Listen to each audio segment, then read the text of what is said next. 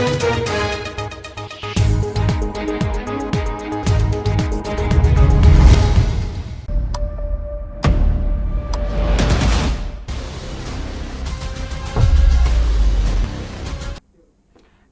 आप देख रहे हैं मिरर मीडिया। मैं हूं अनुपम कुमार। हमारे खास कार्यक्रम खबरनामा में आपका स्वागत है। बात करेंगे हम देश दुनिया की तमाम बड़ी खबरों की, लेकिन उससे पहले एक नजर डालते हैं आज की सुर्खियों पर।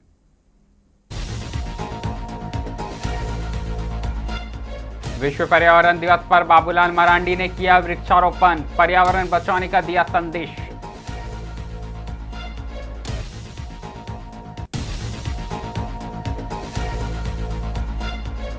पलामू में डीजीपी तदासा मिश्रा की समीक्षा बैठक, अपराध नियंत्रण पर अधिकारियों को दिए निर्देश।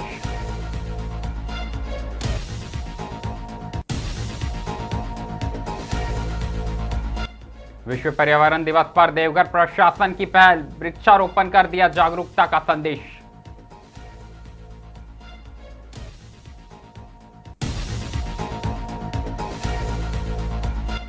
बोकारो पुलिस को बड़ी सफलता, 6 घंटे में शराब चोरी कांड का खुलासा, 4 आरोपी गिरफ्तार।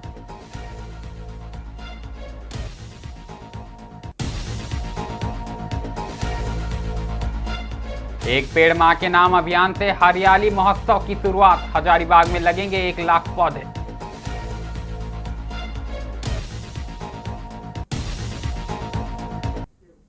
अब खबरें विस्तार से। सबसे पहले बात हम करेंगे विश्व पर्यावरण दिवस को लेकर। जी हां, विश्व पर्यावरण दिवस के अवसर पर झारखंड के नेता प्रतिपक्ष बाबूलाल मरांडी ने रॉक गार्डन परिषद में आम का पौधा लगाकर पर्यावरण संरक्षण का संदेश दिया। इस अवसर पर उन्होंने लोगों से अधिक वृक्षारोपण करने और पर्यावरण को स्वच्छ एवं हरा भरा बनाने और अपनी भागीदारी सुनिश्चित करने को लेकर भी अपील की। बता दें कि मीडिया से बातचीत करते हुए बाबूलाल मरांडी ने कहा कि बढ़ते प्रदूषण और जलवायु परिवर्तन की चुनौतियों से निपटने के लिए वृक्षारोपण बेहद आवश्यक है। उन्होंने कहा कि एक पेड़ न केवल पर्यावरण को संतुलित रखने में मदद करता है, बल्कि आने वाली पीढ़ियों के लिए अच्छा स्वच्छ हवा, बेहतरीन जीवन भी कहीं ना कहीं उत्पन्न करता है। आप भी सुने बाबूलाल मरांडी ने क्या कुछ कहा।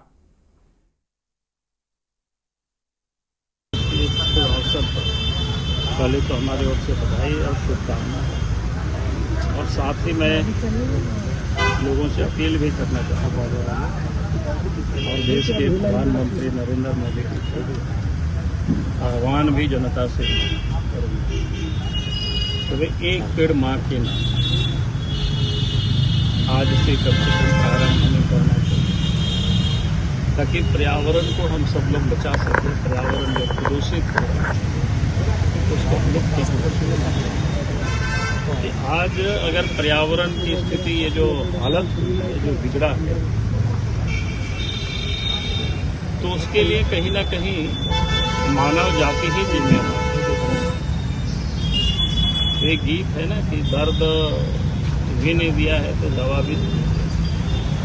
तो हम सब लोगों ने अगर इस पर्यावरण को नुकसान पहुंचाया है, बिगाड़ा है, तो ठीक भी उनसे सब लोगों को, और उसमें से हर व्यक्ति का एक योगदान हो सकता है, तो पौधा लगा करके हो सकता है। बाकी हमारे साइंटिस्ट है, वो तो कई चीज़ों में तकनीकी लोग ठीक कर रहे हैं, अपग्रेड कर रहे हैं ताकि कम से कम पोल्यूशन करें, उनका काम वो वहाँ कर रहे हैं।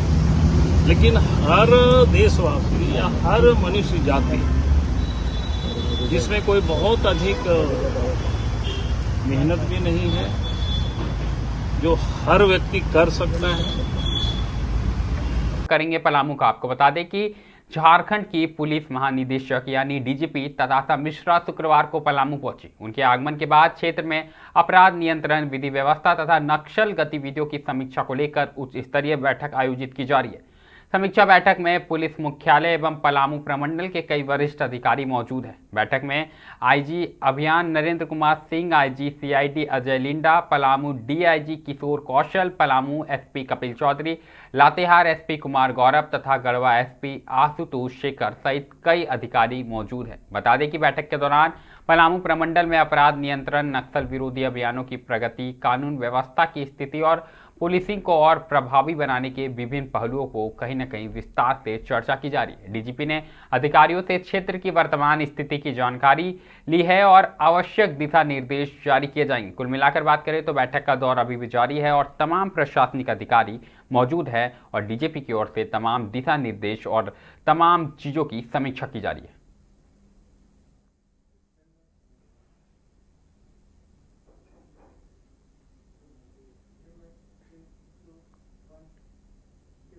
रुक करेंगे देवघर का। आपको बता दें कि देवघर के समाहरणालय परिषद में विश्व पर्यावरण दिवस के अवसर पर पौधारोपण कार्यक्रम आयोजित किया गया। दरअसल आयोजन कार्यक्रम में देवघर उपायुक्त, उप विकास आयुक्त, अनुमंडल पदाधिकारी सहित जिले के कई प्रशासनिक अधिकारी शामिल हुए। इस दौरान अधिकारियों ने लोगों से अधिक वृक्षारोपण करने की अपील की। वहीं उपायुक्त ने कहा कि पेड़ पौधे मानव जीवन के लिए अत्यंत आवश्यक है और पर्यावरण संतुलन बनाए रखने में उनकी महत्वपूर्ण भूमिका है। साथ ही उन्होंने कहा कि बढ़ते प्रदूषण और जलवायु परिवर्तन की चुनौतियों से निपटने के लिए प्रत्येक व्यक्ति को पर्यावरण संरक्षण के प्रति जागरूक होना होगा। कार्यक्रम के माध्यम से आम लोगों को भी पर्यावरण के प्रति जागरूक रहने और अधिक से अधिक पेड़ लगाने का संदेश दिया गया। अभी सुने उन्होंने क्या कुछ कहा। जैसे आज सभी अधिकारियों ने आज पौधा लगाकर एक सांकेतिक तौर पे ये मैसेज दिया है कि अगर हमें अपना पर्यावरण बचाना है तो इसी तरह ना सिर्फ प्रोटेक्टिव बल्कि हम लोग को बहुत ही प्रोएक्टिवली भी हम लोग को इसमें भागीदार बनना पड़ेगा। तो मेरा सबसे आह्वान है कि आप लोग भी मतलब हर कोई अगर यही काम व्यक्तिगत लेवल पे करेगा तो हम लोग एक मास लेवल पे इसको हम लोग चेंज करेंगे। बात करेंगे बोकारो की। आपको बता दें कि सेक्टर 12 मोड़ स्थित लाइसेंसी शराब दुकान में हुई लाखों रुपए की विदेशी शराब चोरी के मामले में बोकारो पुलिस ने महज 6 घंटे के भीतर उद्भेदन कर लिया। दरअसल पुलिस ने चोरी की गई करीब 3.5 लाख रुपए मूल्य की शराब बरामद करते हुए 4 आरोपियों को गिरफ्तार किया है। आरोपियों के पास से चोरी में इस्तेमाल किया गया लोहे का कटर भी जब्त किया गया है। जानकारी के अनुसार 4 जून की सुबह करीब 6 बजे पुलिस को सूचना मिली कि सेक्टर 12 मोड़ स्थित शराब दुकान में सेंधमारी कर विदेशी शराब की चोरी कर ली गई है। सूचना मिलते ही बीएस सिटी थाना पुलिस घटनास्थल पर पहुंची और जांच शुरू की। जांच के दौरान पाया गया कि दुकान के पीछे लगे चदरे को उखाड़कर अज्ञात चोरों ने दुकान में प्रवेश किया और बड़ी मात्रा में विदेशी शराब व बियर चोरी कर ली। पुलिस ने त्वरित कार्रवाई करते हुए महज 6 घंटे के भीतर पूरे मामले का खुलासा किया। छापेमारी के दौरान चोरी की गई विभिन्न ब्रांडों की 750 बोतल विदेशी शराब तथा 137 बोतल बियर बरामद की गई। बरामद शराब और बियर की कुल मात्रा लगभग 335 लीटर बताई जा रही है। पुलिस ने इस मामले में हिमांशु पटेल उर्फ शूटर, राजकुमार उर्फ लाला, नीतीश कुमार उर्फ गोलू तथा नंदू कुमार को गिरफ्तार किया। सभी आरोपी बोकारो जिले के विभिन्न जिलों के निवासी है और पुलिस गिरफ्तारी से कहीं न कहीं उनके बीच पूछताछ की जो प्रक्रिया है वो जारी है। आप भी सुने पुलिस का क्या कुछ कहना है। लगभग 6 बजे सिटी थाना पुलिस को यह सूचना मिली कि सेक्टर 12 मोड़ पर स्थित कंपोजिट लाइसेंसी शराब दुकान में भारी मात्रा में अंग्रेजी शराब को चोरी कर लिया गया। घटना के सत्यापन में जब सिटी थाना की पुलिस गई तो पता चला कि अज्ञात चोरों द्वारा काफी मात्रा में विदेशी शराब को चोरी कर लिया गया। इस संबंध में पुलिस अधीक्षक महोदय द्वारा एक एसआईटी टीम का गठन कर त्वरित कार्रवाई करते हुए छापामारी किया गया।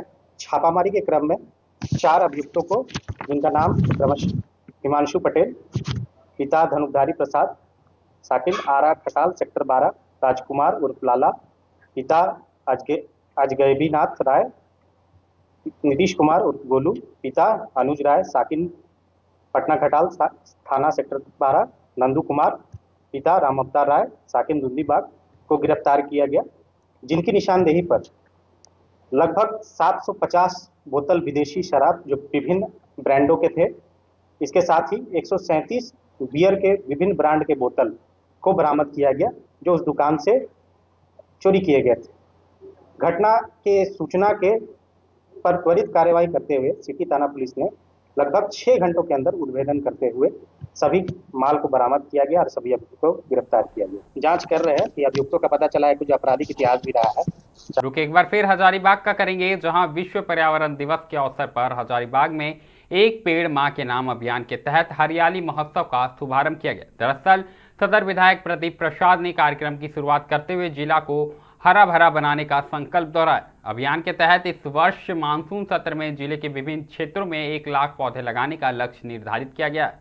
कार्यक्रम में उपस्थित लोगों को पौधा भेंट कर पर्यावरण संरक्षण का संदेश दिया गया। विधायक प्रदीप प्रसाद ने कहा कि प्रधानमंत्री नरेंद्र मोदी द्वारा शुरू किए गए एक पेड़ मां के नाम अभियान को हजारीबाग में जन आंदोलन का स्वरूप दिया जा रहा है। उन्होंने लोगों से अपनी मां के नाम एक पेड़ पौधा लगाने को लेकर कहीं ना कहीं आह्वान किया है। साफ तौर पर उन्होंने कहा कि विश्व पर्यावरण के दिवस पर वृक्ष केवल पर्यावरण संतुलन के लिए ही नहीं बल्कि आने वाली पीढ़ियों को सुरक्षित भविष्य के लिए भी आवश्यक है। ऐसे में उन्होंने साफ तौर पर लोगों को पर्यावरण के प्रति जागरूक करने का काम किया है और ये कहा है कि आज अगर हम पौधा लगाएंगे तभी कल शुद्ध हवा पाएंगे। आप भी सुने विधायक ने क्या कुछ कहा। पर्यावरण दिवस के अवसर पे पूर्व के भांति भी इस बार भी 1 लाख पौधा लगाने का संकल्प किए हैं। काफी अच्छे लोग जुड़े हैं, महादेव महतो जी जुड़े हुए हैं, केपी शर्मा जी जुटे हुए हैं और आज का शोभा बढ़ाने के लिए कैप्टन करमजीत सिंह बख्शी के परिवार भी आए हुए हैं, माता पिता है, पद्मश्री बुलू मैम के परिवार के लोग भी आए हुए हैं। तो हौसला मिलता है सबको आने से और जो मुहिम है उसको पूरा करने में सहयोग होता है। तो सारे लोगों से, आप लोगों से भी मैं उम्मीद करता हूं कि लोगों को मोटिवेट करें कि जो हजारीबाग को हरा भरा करने का एक प्रयास किया जा रहा है, सारे लोग एकजुट के होंगे तभी इस मुहिम को पूरा किया जा सकता है। एक व्यक्ति विशेष के लिए कोई काम संभव नहीं है। अरुण वर्मा भी आए हुए हैं, बहुत सारे लोग जो पर्यावरण से लगाव रखते हैं, सारे लोग आए हुए हैं। और सबसे कहना चाहते जैसे कि अभी पौधरोपण का वितरण किया जाएगा माननीय विधायक जी के द्वारा, तो मैं यह कहना चाहूँगा कि इन वृक्षों को हम बचाएं, आने वाली पीढ़ी इन वृक्षों का लाभ ले सकें, हमारा पर्यावरण स्वच्छ रह सके और गांव-गांव में जाकर वृक्षों के रक्षा बंधन के कार्यक्रम को आगे बढ़ाएं और लोगों को वृक्षों से, वनों से, वन्य जीवों से आस्था से जोड़ें और जैव विविधता संरक्षण का संदेश मैं इस अवसर पर देता हूं। मैं सभी को शुभकामनाएं देता हूं विश्व पर्यावरण दिवस। परम आदरणीय हमारे लोकप्रिय विधायक प्रदीप प्रसाद जी जो यह कार्यक्रम कर रहे हैं विगत 3 वर्षों से, इस बार इनका संकल्प है कि मैं 1 लाख वृक्ष लोगों के बीच में बांटूंगा।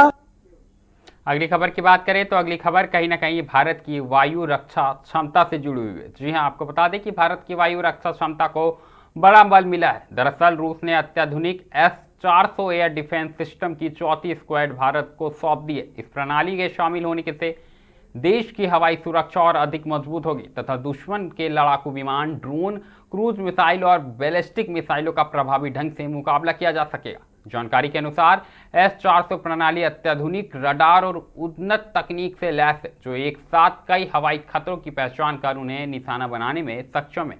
इसमें AI आधारित तकनीकों का भी उपयोग किया गया है जिससे लक्ष्य की पहचान और प्रतिक्रिया की क्षमता पहले से अधिक प्रभावी हुई है। बता दें कि भारत ने रूस के साथ S-400 प्रणाली की खरीद के लिए वर्ष 2018 में समझौता किया था।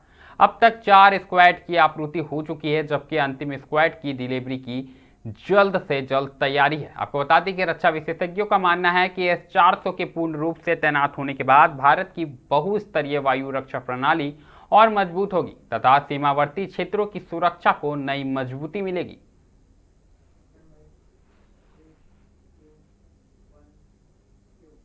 रुक करेंगे धनबाद का, जहां विश्व पर्यावरण दिवस के अवसर पर झारखंड राज्य प्रदूषण नियंत्रण बोर्ड की ओर से पर्यावरण संरक्षण एवं जागरूकता को बढ़ावा देने के लिए प्रभात फेरी का आयोजन किया गया। दरअसल इस दौरान लोगों को पर्यावरण बचाने, अधिक से अधिक पौधारोपण करने तथा स्वच्छ वातावरण बनाए रखने का संदेश दिया गया। प्रभात फेरी JSPCB के क्षेत्रीय कार्यालय से शुरू होकर रणधीर वर्मा चौक होते हुए सिटी सेंटर तक निकाली गई। रैली में शामिल लोगों ने हाथों में पर्यावरण संरक्षण संबंधित संदेश लिखित तख्तियां और बैनर लेकर आम नागरिकों को हरियाली बढ़ाने और प्रदूषण कम करने को लेकर प्रेरित किया।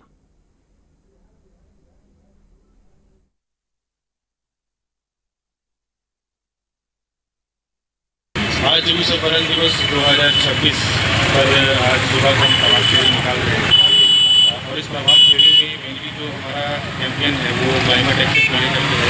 इसमें हमने सब्जेक्ट रखा हुआ है प्लांटेशन ड्राइव को लेकर के मेनली और ये प्रभात फेरी अभी इस वक्त पर तो हम वर्बली सबको कम्युनिकेट कर रहे हैं कि पेड़ क्यों लगाना ज़रूरी है, और आज के डेट में जैसे ग्लोबल वार्मिंग इतना बड़ा जो क्लाइमेट चेंज हम देख रहे हैं उसको कैसे कम किया जा सकता है। प्लांटेशन ड्राइव एक ऐसा तरीका है जो एक इंडिविजुअल लेवल पर आदमी एक पेड़ लगा करके कुछ ना कुछ कंट्रीब्यूशन कर सकता है, जो फर्दर कार्बन सिक्वेस्ट्रेशन में काम आता है और जो ग्रीन हाउस गैस का को रोकता है, कम करता है यहाँ पर एनवायरमेंट से। तो इसलिए ये हमारे लिए बहुत ज़रूरी था आम जनमानस तक ले आने के लिए कि प्लांटेशन ड्राइव क्यों इम्पोर्टेंट है और एक पेड़ लगाना कितना इम्पैक्ट रख सकता है। एक छोटा सा भी कंट्रीब्यूशन कोई भी है, लोग अगर अपने घर अपने निजी स्तर पर करना चाहें तो कर सकते हैं। और इसके लिए हमारे बोर्ड की तरफ से हम ये कर सक रहे हैं कि किसी को सैपलिंग्स चाहिए प्लांटेशन के लिए तो हमारे बोर्ड ऑफिस के में आकर के वहाँ पर से ले सकते हैं। तो ये हमारा आज का ड्राइव है जिसमें हमारे साथ कंट्रीब्यूट कर रहे हैं, साथ में टाटा स्टील से भी लोग आए हुए हैं और सरफी हॉस्पिटल धनबाद से भी लोग आए हुए हैं यहाँ पर, जो हमारे साथ में यहाँ कोऑपरेट कर रहे हैं इस ड्राइव को। बात अब मौसम को लेकर करेंगे। आपको बता दें कि झारखंड में भीषण गर्मी के बीच मौसम ने अचानक करवट ले ली। बता दें कि झारखंड मौसम विज्ञान केंद्र ने राज्य के सभी जिलों के लिए 7 जून तक येलो अलर्ट जारी किया। दरअसल मौसम विभाग के अनुसार इस दौरान कई इलाकों में तेज आंधी, गरज के साथ बारिश और वज्रपात की घटनाएं हो सकती है। मौसम वैज्ञानिकों के मुताबिक बंगाल की खाड़ी से आ रही नमी और स्थानीय मौसमी परिस्थितियों के प्रभाव से राज्य के विभिन्न हिस्सों में मौसम अस्थिर बना रहेगा। कई स्थानों पर 40 से 50 किलोमीटर प्रति घंटे की रफ्तार से तेज हवाएं चलने की संभावना जताई गई है। इसके साथ ही मेघ गर्जन और बिजली गिरने की भी खतरा लगातार बरकरार है। बता दें कि मौसम विभाग ने किसानों को खुले मैदानों में काम करने से बचने की हिदायत दी है, साथ ही खुले पेड़ के नीचे ना रहने की अपील की गई है। खराब मौसम के दौरान पेड़ों के नीचे रहना कहीं ना कहीं नुकसानदायक हो सकता है। ऐसे में खास तौर पर विभाग की ओर से तमाम नागरिकों से अपील की जा रही है। हालांकि बारिश के कारण लोगों को भीषण गर्मी और उमस से कुछ राहत मिलने की उम्मीद है। प्रशासन ने भी लोगों से मौसम संबंधित चेतावनियों पर लगातार नजर रखने और आपात स्थिति में सुरक्षित स्थानों पर रहने की अपील की है।